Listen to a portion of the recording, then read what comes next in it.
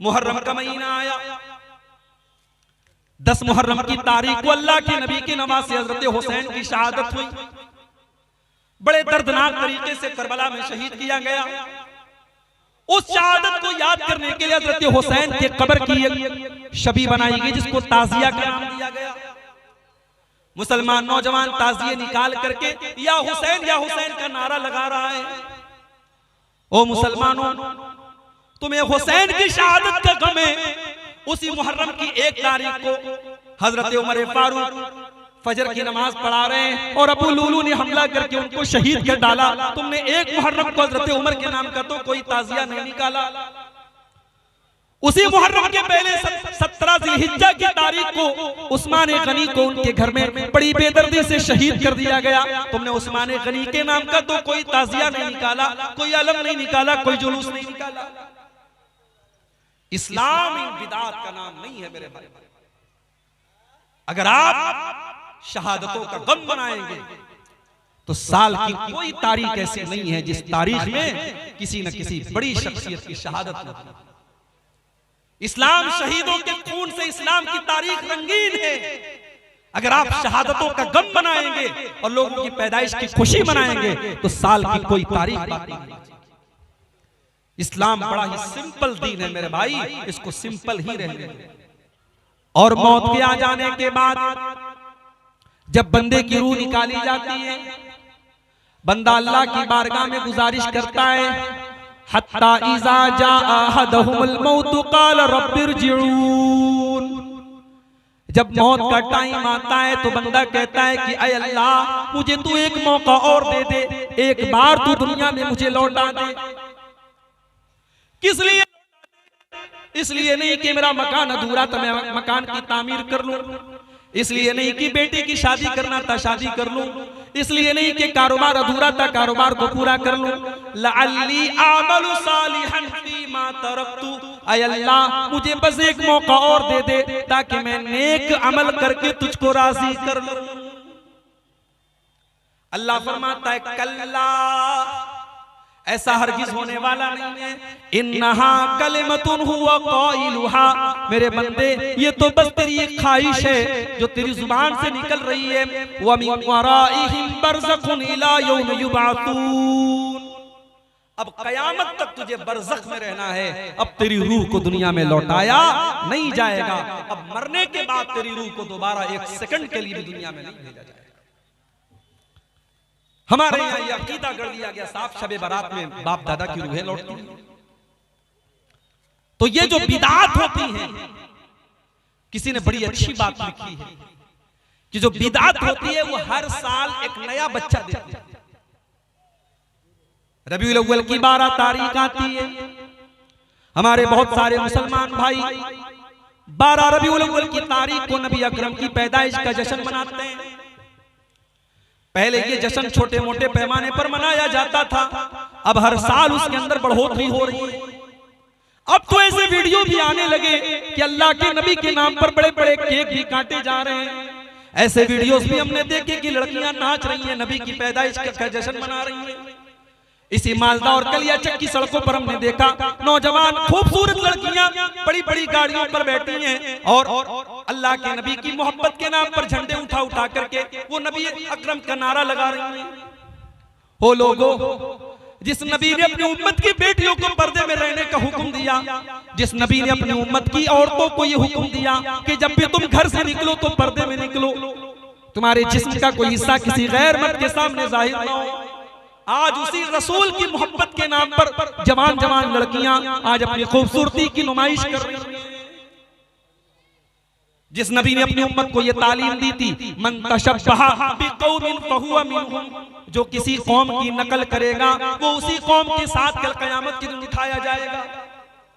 हमने अपने नबी की मोहब्बत के नाम पर अपने नबी का ही बर्थडे मनाना शुरू कर दिया। हमने अपने नबी की मोहब्बत के नाम पर केक काटना शुरू कर दिया। कुछ दिन और गुजर जाने दो, अभी तो केक काटे गए हैं, मोमबत्तियां भी जलाई जाएंगी। और जिस तरीके से बच्चे का बर्थडे मनाया जाता है और हैप्पी बर्थडे टू यू कहा जाता है, उस तरीके से हैप्पी बर्थडे टू यू या रसूल अल्लाह भी कहा जाएगा। आप देख लीजिएगा, अगर आप जिंदा रहे तो वो दिन भी आएगा। बिदात हर साल एक नए बच्चे को जन्म देती है। नबी अकरम जब नमाज पढ़ते थे, सलाम फेरने के बाद आप अल्लाह अकबर कहते थे, अस्तगफिरुल्लाह अस्तगफिरुल्लाह अस्तगफिरुल्लाह कहते थे। मुख्तलिफ आप दुआएं पढ़ते थे, अल्लाहुम्मा अंतस्सलामु व मिनकस्सलामु तबारक या ज़ल जलाली वल इकराम रब्बी इन्नी अला ज़िक्रिका व शुक्रिका व हुस्नि इबादतिका। मुख्तलिफ आप दुआएं पढ़ा करते थे।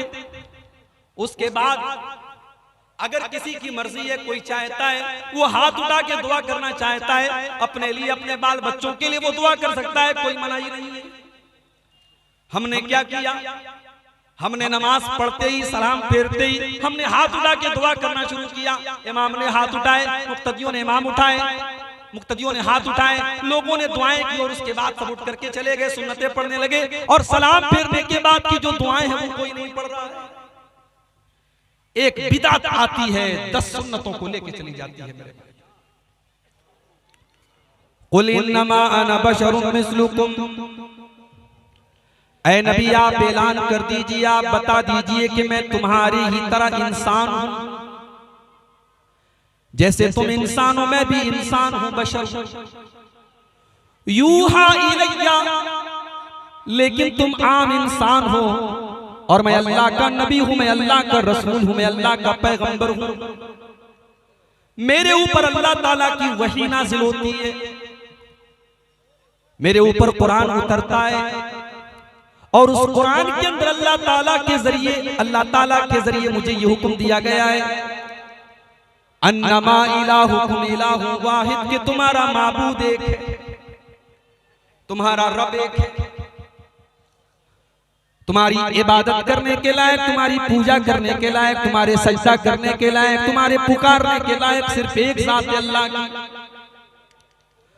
फमन कान यरजू लिक़ा रब्बिही, तो जो अपने रब से मुलाकात करना चाहता है, जो जन्नत में जाना चाहता है, जो अल्लाह ताला की बारगाह में कामयाब होना चाहता है, वो 2 काम कर ले। बड़े गौर से सुनिएगा, 2 काम कर लो, तुम कामयाब हो जाओगे। तुम अल्लाह ताला से मुलाकात का और अल्लाह ताला की जन्नत में जाने का तुम्हें शरफ मिलेगा। कौन सा 2 काम करना है? फलयामल अमलन सालिहा, पहला काम ये करना है कि तुम जो भी अमल करो वो नेक अमल हो, वो अमल सालेह हो। अल्लाह ताला ने ये नहीं कहा अमल करना है, अल्लाह ने कहा कि वो अमल करना है जो नेक अमल हो। अब नेक अमल किसको कहते हैं? बड़ी आसान सी मिसाल मैं आपको अक्सर देता हूं। इसी मुल्क में हमने देखा, हमारे प्रधानमंत्री जी ने ऐलान किया डिमोनाइजेशन का, नोटबंदी का। 500 के और 1000 के पुराने नोट बंद, गवर्नमेंट ने नया नोट जारी कर दिया 500 का और 2000। याद है आप सब? पुराने नोट और नए नोट में अगर आप कंपैरिजन करें, मुकाबला करें, पुराना नोट देखने में नए नोट से ज्यादा खूबसूरत लगता है, क्वालिटी भी अच्छी लगती थी उसका पेपर भी इस वाले नोट के पेपर के मुकाबले में ज्यादा अच्छा और ज्यादा बेहतर मालूम होता था। मगर आज आप 5 रुपये का सामान भी दुकान पर लेने जाएं और पुराना 500 का नोट पेश करेंगे, दुकानदार फौरन आपको वापस कर देगा, साहब ये नोट अब नहीं चलता। आप कहेंगे साहब ये 500 का पुराना नोट है तो क्या हो गया, ये नए वाले नोट से बेहतर है, उससे अच्छा है, उससे खूबसूरत है, उससे मजबूत है। दुकानदार बोलेगा ये जितनी भी खूबियां आपने बयान की सब अपनी जगह है, मगर मैं ये नोट नहीं ले सकता, इसलिए कि जो ये नोट आप लेकर के आए हैं इसको भारत सरकार ने, इसको गवर्नमेंट ऑफ इंडिया ने रिजेक्ट कर दिया है। अब सरकार की नजर में ये नोट नहीं चलेगा। यही मसला दीन का है मेरे प्यारे। आपने जो अमल किया वो अमल हो सकता है कि देखने में बड़ा अच्छा लग रहा हो, बड़ा खूबसूरत लग रहा हो, बड़ा आकर्षक हो, बड़ा अट्रैक्टिव हो, लेकिन अगर उस अमल के ऊपर जनाबे मोहम्मद रसूलुल्लाह सल्लल्लाहु अलैहि वसल्लम की मुहर नहीं है, कुरान और हदीस की मुहर नहीं है, तो फिर वो अमल अल्लाह की बारगाह में रिजेक्ट कर दिया जाएगा, उसको कबूल नहीं किया जाएगा। अभी रजब का महीना आया था। रजब की 27 तारीख को लोगों ने शबे मेराज के नाम से जश्न मनाया। रात रात भर लोगों ने नमाजें पढ़ी, दिन में रोजा रखा। हमने कुरान को खोल के देखा, हमने नबी की हदीसों को पढ़ के देखा, हमने सहाबा के अमल को देखा। उन्होंने कभी भी 27 रजब को कोई खास इबादत नहीं की, कोई रोजा नहीं रखा, कोई तहज्जुद की नमाज नहीं पढ़ी। भाई काम तो सही हो रहा है, नेक अमल हो रहा है, इबादत हो रही है, रोजा रखा जा रहा है, तिलावत हो रही है, कौन सा मुसीबत का पहाड़ आ गया? अमल देखने में अच्छा है, मगर इस अमल के ऊपर जब अल्लाह के नबी की मुहर नहीं है, कुरान की मुहर नहीं है, हदीस की मुहर नहीं है, तो इस अमल को बिदअत कहा जाएगा और बिदअत का अंजाम बहुत ही बुरा है मेरे प्यारे से। अल्लाह के प्यारे नबी अपने हर खुतबे में फरमाते थे वशर्रुल उमूरी मुहदसातुहा, सबसे बुरा काम वो है जो दीन के अंदर नया निकाला गया हो। वह कुल्लु मुहदसतिन बिदअ, और दीन के अंदर नया निकाला गया काम बिदअत है। वह कुल्लु बिदअतिन ज़लाला, और हर बिदअत गुमराही है। वह कुल्लु ज़लालतिन फिन्नार, और हर गुमराही का ठिकाना जहन्नम है।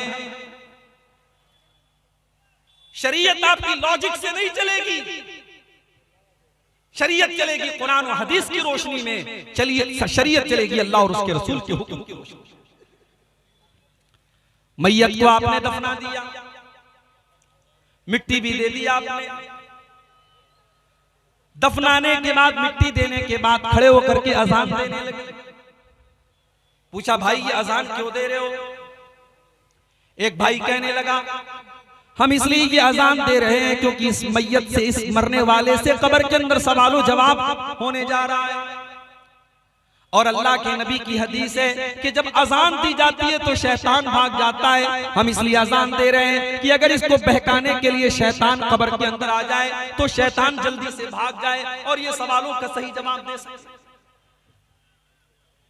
लॉजिक तो बहुत अच्छी है, मंतिक तो बहुत अच्छी है, मगर सीधी सी बात यह है कि अगर मरने वाले के मरने के बाद और दफनाने के बाद और कफनाने के बाद अगर अजान देने से शैतान भाग जाता है तो नबी ने यह अजान क्यों नहीं दिलवाई, सहाबा ने यह अजान क्यों नहीं दिलवाई? अल्लाह ताला उसूल बयान कर रहा है मुसलमानों, अगर दिमाग के किसी कोने में कोई जगह खाली हो तो उस कोने के अंदर इस उसूल को बिठा लो, कामयाब हो जाओगे। फमन काना यरजू लिका रब्बिही फलयामल अमलन सालिहा, तुम्हें अगर अपने रब से मुलाकात करना है, तुम्हें अगर जन्नत में जाना है, तुम्हें अगर अल्लाह की बारगाह में कामयाब होना है तो तुम नेक अमल करके आना, तुम अमल सालिह करके आना। मैयत का इंतकाल हो गया, आपने खानदान वालों को बुलाया, घर में कुरान खानी होने लगी। हमारे बनारस में एक हाफिज साहब है, लोग उनके पास आए, हाफिज साहब मेरी दादी का इंतकाल हो गया है, चल करके आप कुरान खानी कर दीजिए, मेरी दादी को कुरान पढ़ के बख्श दीजिए। हाफिज साहब ने कहा कि मैंने एक कुरान पढ़ के रखा है, जाओ मैं ट्रांसफर कर दूंगा। आज तक आपने सुना होगा मोबाइल पर वीडियो ट्रांसफर होता है, फोटो ट्रांसफर होता है, अब कुरान भी ट्रांसफर हो रहा है। मैंने एक कुरान पढ़ के रखा था, जाओ मैं तुम्हारी दादी को ट्रांसफर कर। मेरे भाइयों ये दीन नहीं है, ये दीन का मजाक है। मेरे नबी ने जो दीन हमें और आपको दिया है उस दीन में कुरान पढ़ करके बख्शा नहीं जाता है, कुरान अपनी बख्शिश के लिए पढ़ा जाता है। वनुनज़्ज़िलु मिनल कुरानि मा हुवा शिफ़ाउन व रहमतुल लिल मोमिनीन, हमने इस कुरान को उतारा है, इस कुरान को हमने उतारा है ऐ ईमान वालों तुम्हारे लिए शिफा बना करके। हमने कुरान को शिफा समझा। किस चीज की शिफा? बच्चा बीमार है, मौलवी साहब पढ़ के दम कर दीजिए। लड़की के ऊपर नजरे बद का असर है, मौलवी साहब पढ़ के दम कर दीजिए। घर के अंदर बरकत नहीं हो रही है, मौलवी साहब आकर के कुरान पढ़ दीजिए। हमने कुरान को शिफा समझा दुनिया की बीमारियों के लिए। यकीनन कुरान दुनिया की बीमारियों के लिए भी शिफा है, और बीमारियों में आप कुरान की आयतें पढ़ के दम कर सकते हैं, मगर कुरान हकीकत में जो शिफा है मेरे भाइयों वो दिल की बीमारियों के लिए शिफा है। कुरान रूह की बीमारियों के लिए शिफा है।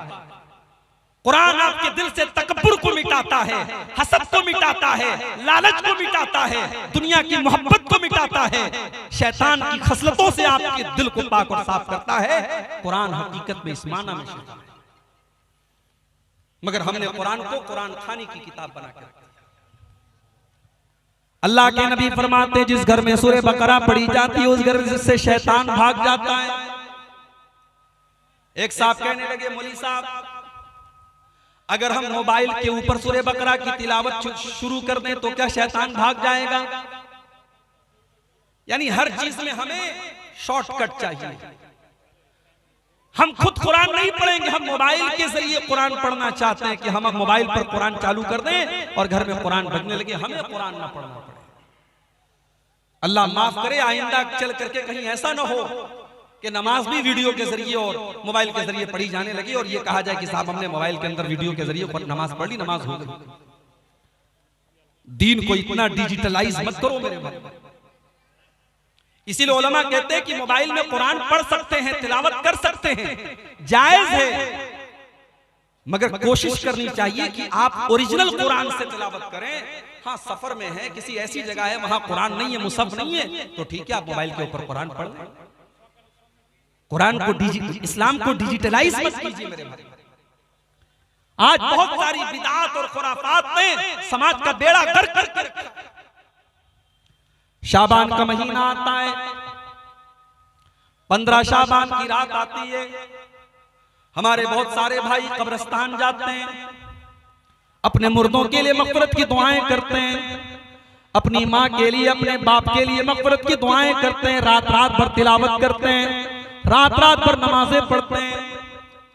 हमने जब अपने नबी की सीरत को उठा करके देखा, हमने हदीसों को उठा करके देखा, हमने सहाबा की सीरत को उठा करके देखा, वहां हमें शबे बारात के नाम से कोई रात नहीं मिली। शबे बारात के नाम से कोई रात नहीं मिली। 15 शाबान की रात में कोई इबादत अलग से अल्लाह के नबी से साबित नहीं। यहां तक कि यह अकीदा रखा जाता है कि इस दिन मुर्दों की रूहें लौट करके आती हैं।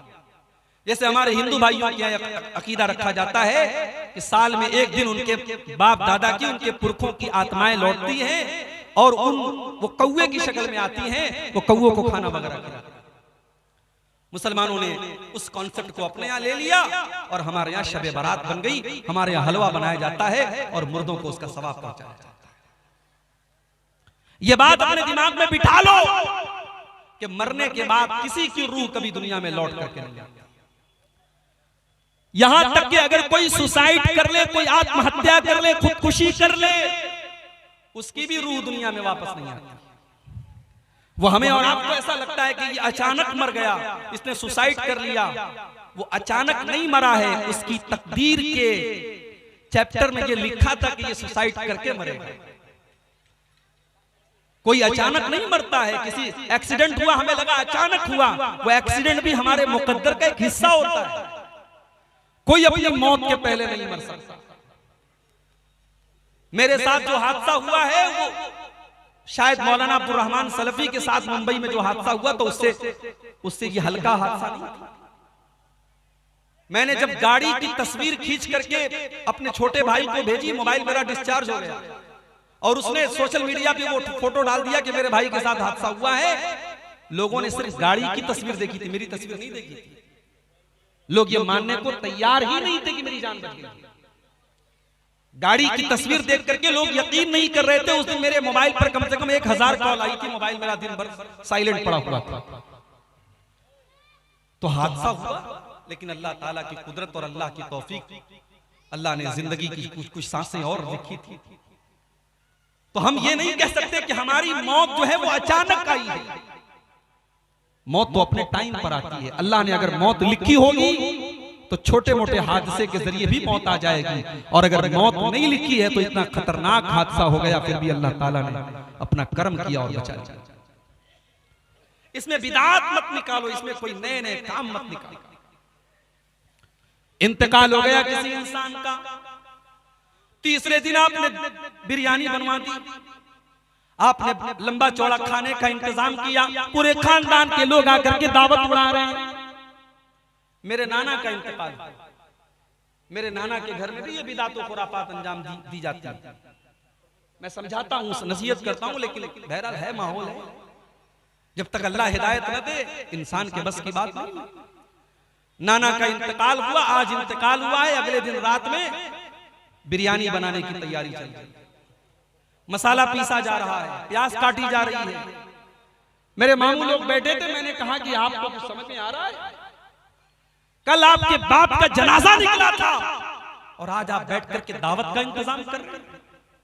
तो मेरे मामू की आंखों से आंसू आ गए।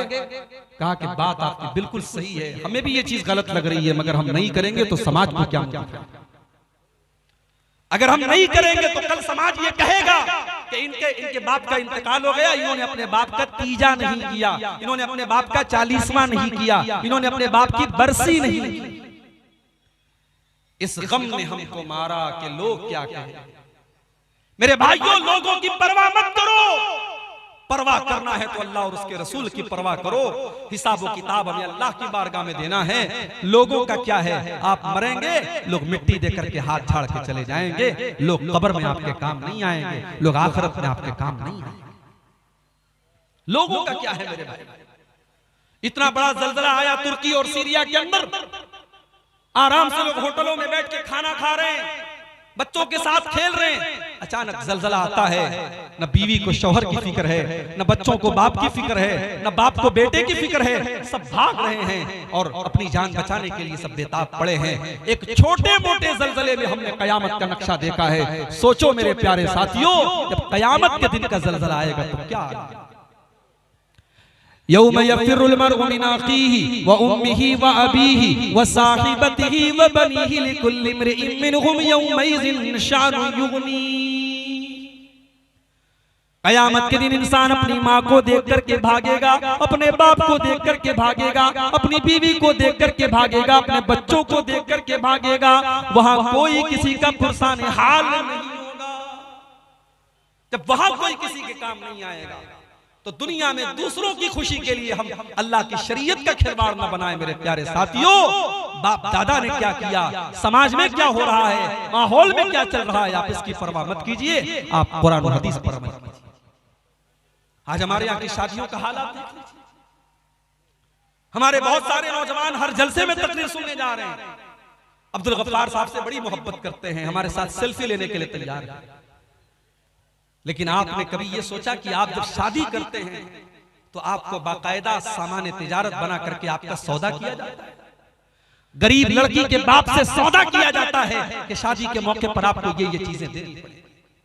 अगर आपके दिल में जर्रा बराबर गैरत है मेरे नौजवानों, अगर इस जलसे में 500 नौजवान भी बैठे हैं, अगर 500 नौजवान ये दिल में इरादा कर लें कि हम अपनी शादी में जहेज नहीं लेंगे, हम अपनी होने वाले ससुर के ऊपर कोई बोझ नहीं डालेंगे, तो 500 फैमिलीज से आप इस बोझ को खत्म कर देंगे। 500 गरीब बेटियों के बाप सुकून की सांस लेंगे अगर सिर्फ 500 नौजवान इस जलसे में ये तय कर ले कि हम जहेज नहीं देंगे। हमारे यहाँ बिरादरी चलती है, कोई शेख है, कोई अंसारी है, कोई शेरशाबादी है, कोई कुछ है, कोई कुछ है, मगर इन खुराफात की कोई बिरादरी नहीं। शेख भी जहेज ले रहा है, अंसारी भी ले रहा है, शेरशाबादी भी ले रहा है, अहले हदीस भी ले रहा है, देवबंदी मसलक का भी ले रहा है। जहेज की और इन रस्मों की कोई बिरादरी नहीं है मेरे भाई। अल्लाह के वास्ते आप इस बुराई को खत्म करो मेरे भाई। आज हालात ये हो गए, पहले महीने में एक खबर आती थी कि कोई मुसलमान लड़की गैर मुस्लिम के साथ फरार हो गई, मुर्तद हो गई। पहले महीने में, साल में एक खबर आती थी। अब रोजाना व्हाट्सएप पर खबरें आती हैं। नेहा अंसारी ने शादी कर ली रोहित के साथ, शबाना शेख ने शादी कर ली संजय के साथ। लड़की मुसलमान है, फेसबुक पर गैर मुस्लिम लड़के से दोस्ती कर रही है, उसको आई लव यू बोल रही है, उससे मोहब्बत का इजहार कर रही है, उसके साथ फोटो खींच करके उसके साथ अपने इश्क और मोहब्बत का चर्चा कर रही है, और फिर एक दिन उसके साथ भाग जाती है और उसके मजहब में दाखिल हो जाती है। यानी इसका मतलब ये हुआ कि हम अपनी बेटियों को इस काबिल भी नहीं बना सके कि उन्हें रब की तौहीद की अहमियत समझा पाते, उन्हें इस्लाम की अहमियत समझा पाते, उन्हें ईमान की कदर कीमत समझा पाते। ये ईमान दुनिया की सबसे कीमती चीज है मेरे भाई। ये ईमान वो चीज है जिसकी हिफाजत करने के लिए अगर जान देनी पड़े तो जान दे दी जाए, अगर माल कुर्बान करना पड़े माल कुर्बान कर दिया जाए, अगर बाल बच्चों को कुर्बान करना पड़े बाल बच्चों को कुर्बान कर दिया जाए। ये ईमान तो वो दौलत है। जब सुमैया रज़ी अल्लाह ताला अन्हा को जालिम अबू जहल ने जब उनके हाथ पैर को बांध दिया और जवान बेटे को उनके सामने बांध दिया, उनके शौहर यासिर को उनके सामने बांध दिया और सुमैया को ऑफर किया, ऐ सुमैया अगर तू इस्लाम को छोड़ दे, तू ला इलाहा इल्लल्लाह को छोड़ दे, ऐ सुमैया तुझे टॉर्चर करना, तुझे तकलीफ देना छोड़ दे। मगर सुमैया को इस दौलत की कीमत पता थी, सुमैया को ईमान की अहमियत पता थी। सुमैया के चेहरे पर मुस्कुराहट आती, अबू जहल इस दिल में ईमान दाखिल हो चुका है, अब ईमान निकलने वाला है।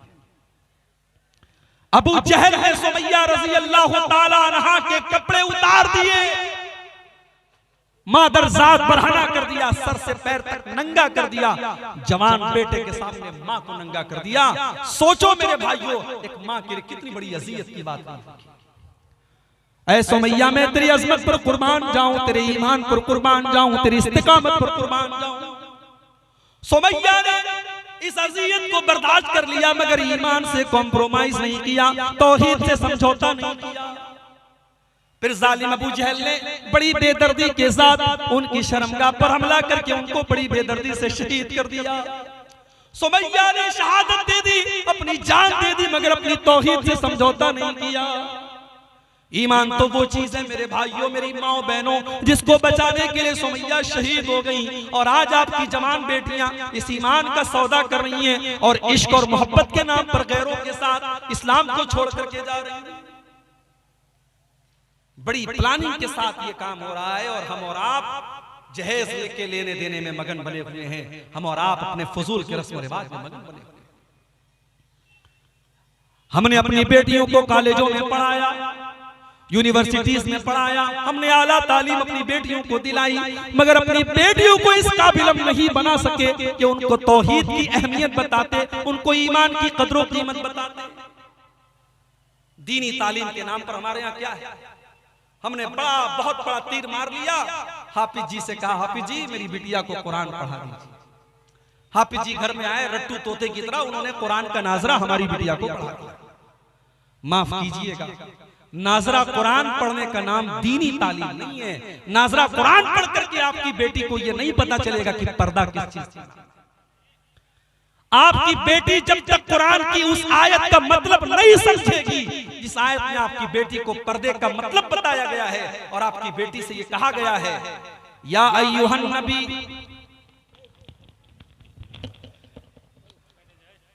या अय्युहन नबिय्यु कुल लिअज़वाजिका व बनातिका व निसाइल मुमिनीना युदनीना अलैहिन्ना मिन जलाबिबिहिन्ना।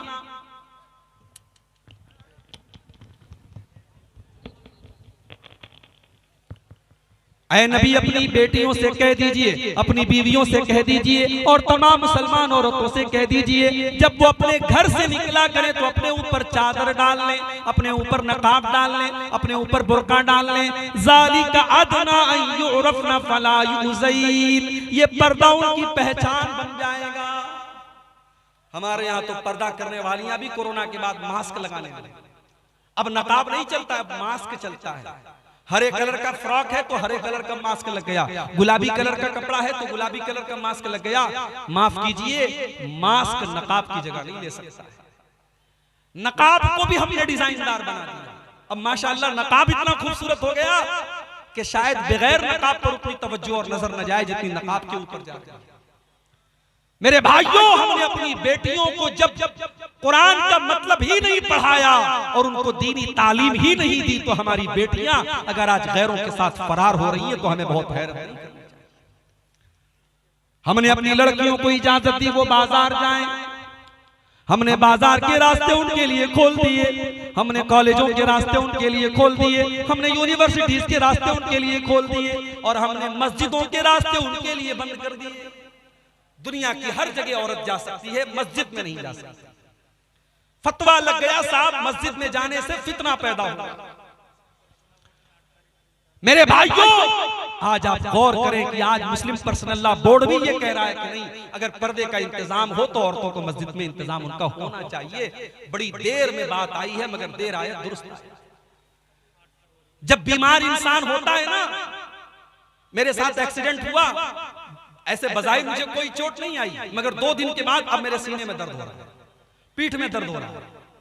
अब मैं डॉक्टर क्या जाऊंगा, डॉक्टर मुझे पेन किलर देगा, अगर अंदरूनी कोई चोट नहीं है तो पेन किलर देगा और साथ में एंटीबायोटिक।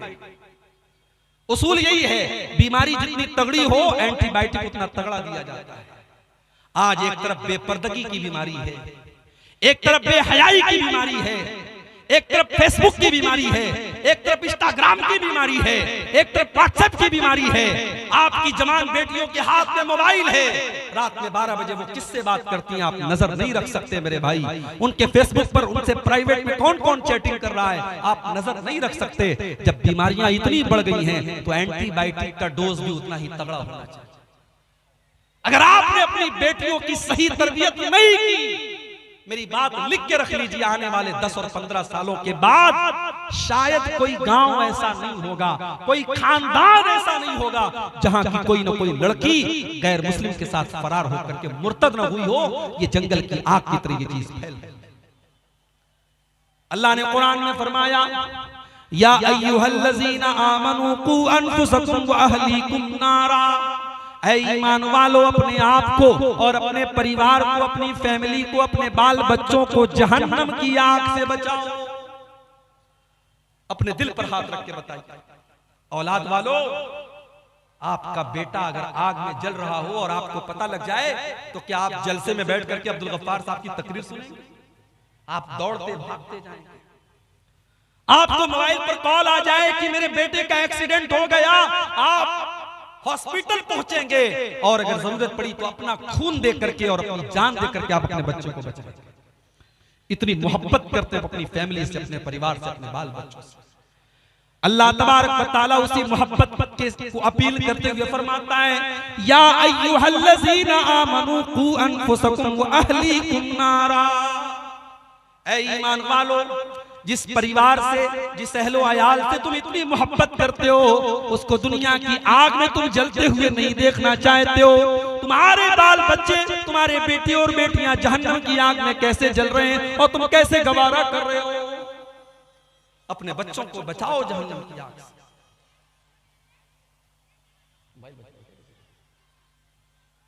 आप रात में तहज्जुद की नमाज पढ़ रहे हैं, आप रात में तहज्जुद की नमाज पढ़ रहे हैं, कौन है भाई?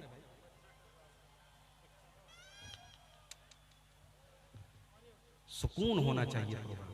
एक तो ये शुरू में ये चैनल वाले बिला वजह परेशान करते रहते हैं। आप गौर कीजिए,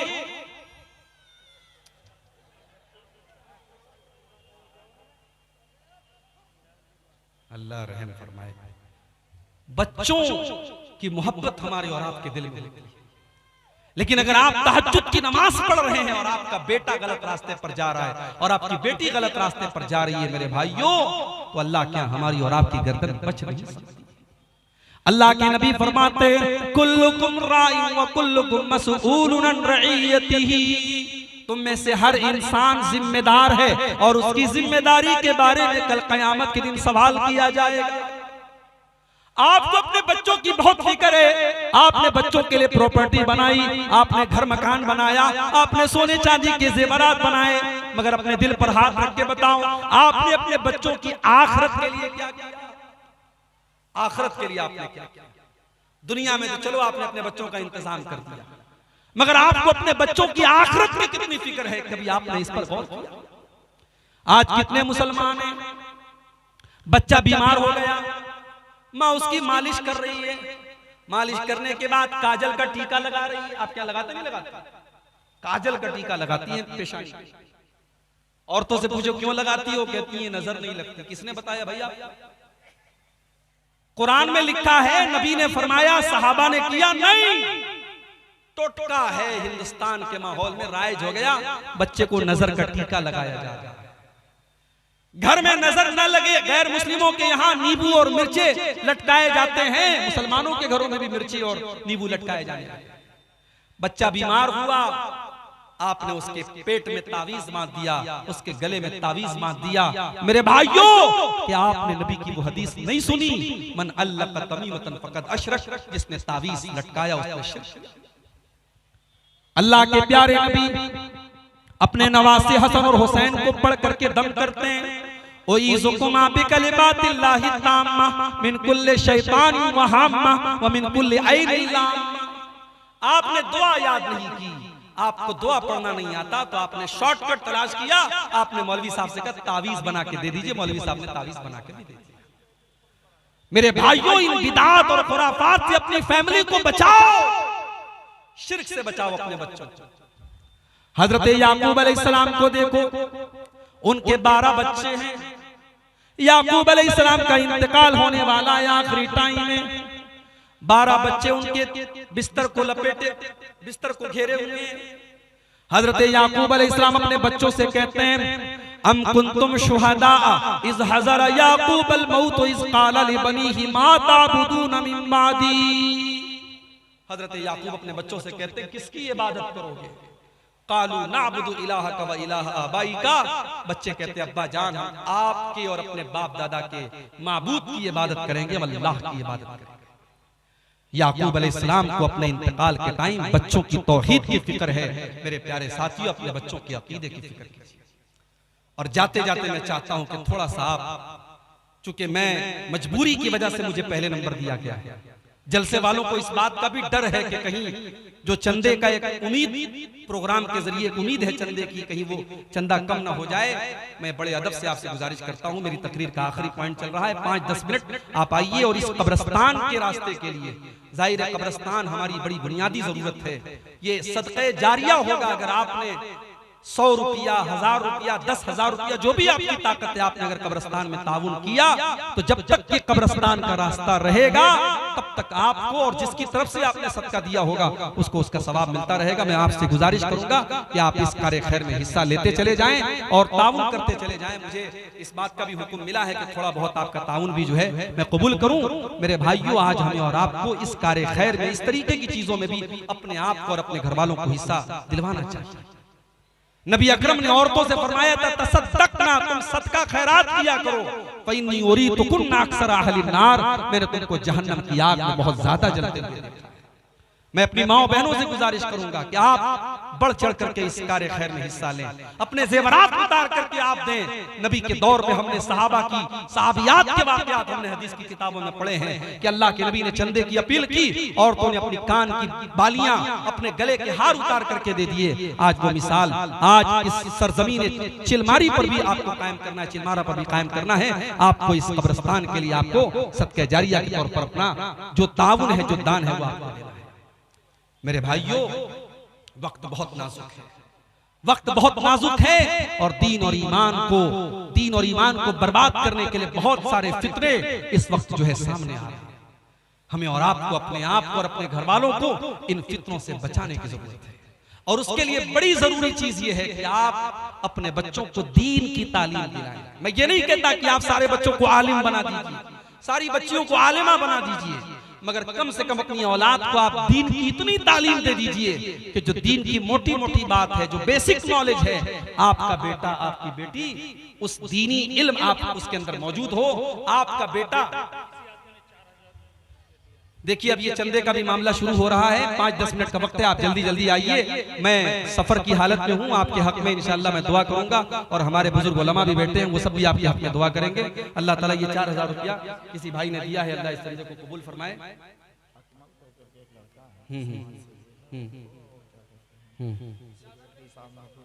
जी जी जी जी, बुलाए अकमल भाई, अगर आवाज सुन रहे हो तो वहाँ स्टेज पर यहाँ चले आए, जो इस इलाके के बड़े मोहतरम एक शख्स हैं, समाज सेवी हैं, उनको यहाँ बुलाया जा रहा है कि वो आए और इस कार्य खैर में वो भी जो है हिस्सा लें। और आप सबसे मैं ऐलान करता हूँ, अपील करता हूँ कि आप आइए, शर्माइए मत, पीछे मत रहिए, आइए। और मेरे हाथ पर अगर आप देना चाहते तो मेरे हाथ बोल दीजिए। हमारे जो मामू हैं अबुल कासिम बिजली साहब, उनको भी आप देना चाहें उनको भी आप दे सकते हैं, पूरे इलाके के मामू हैं। तो मेरे भाइयों, वक्त बिल्कुल खत्म हो रहा है। 11 बजे मुझे कटिहार पहुंचना है, 10:30 बज चुके हैं। आप आइए और थोड़ा जल्दी जो भी इस कब्रिस्तान के लिए आप ताउन कर सकते हो कीजिए। ये किसी भाई ने 500 रुपया दिया है, अल्लाह ताला उसके ताउन को कबूल फरमाए। अल्लाह ताला जो भी हमारे भाई सलीमुद्दीन अंसारी 200 रुपया, सलीमुद्दीन भाई ने 200 रुपये दिए, अल्लाह उनके सदके को भी कबूल फरमाए। और कोई भाई अगर इस कार्य खैर में हिस्सा लेना। इस गम ने हमको मारा के लोग क्या कहेंगे, इस गम ने हमको मारा के लोग क्या कहेंगे, छोड़ो ये गम खुदारा के लोग क्या कहेंगे।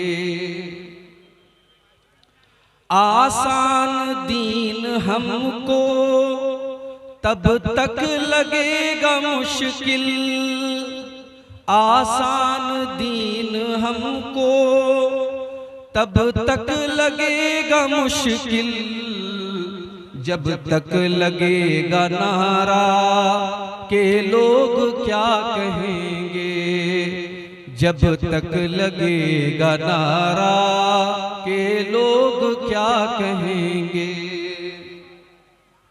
बारात की रस्म हो या हो वफात का गम, बारात की रस्म हो या हो वफात का गम, विरदे जुबां हमारा के लोग क्या कहेंगे, विरदे जुबां हमारा के लोग क्या कहेंगे। बुर्क़े में रुख़सती हो मूवी भी ना बनी हो, बुर्क़े में रुख़सती हो मूवी भी ना बनी हो, हमको नहीं गवारा के लोग क्या कहेंगे, हमको नहीं गवारा के लोग क्या कहेंगे। इस दौर पुरफितन में बेवा से निकाह करके, इस दौरे पुरफितन में बेवा से निकाह करके, बनते नहीं सहारा के लोग क्या कहेंगे। इखलास ने हमेशा दिया दर्स सादगी का, इखलास ने हमेशा दिया दर्स सादगी का, दिखलावे ने उभारा के लोग क्या कहेंगे, दिखलावे ने उभारा के लोग क्या कहेंगे। शोला बयां खतीबो 6 नंबरों पे आओ, शोला बयां खतीबो 6 नंबरों पे आओ, यही सोच कर दोबारा के लोग क्या कहेंगे, यही सोच कर दोबारा के लोग क्या कहेंगे। और आखिरी शेर समाप्त फरमाएं। लफ्जों से दोस्तों को हुद हुद मैदान की जानिब, लफ्जों से दोस्तों को हुद हुद मैदान की जानिब, ना कर सका इशारा के लोग क्या कहेंगे। इस गम ने हमको मारा के लोग क्या कहेंगे, छोड़ो ये गम खुदारा के लोग क्या कहेंगे।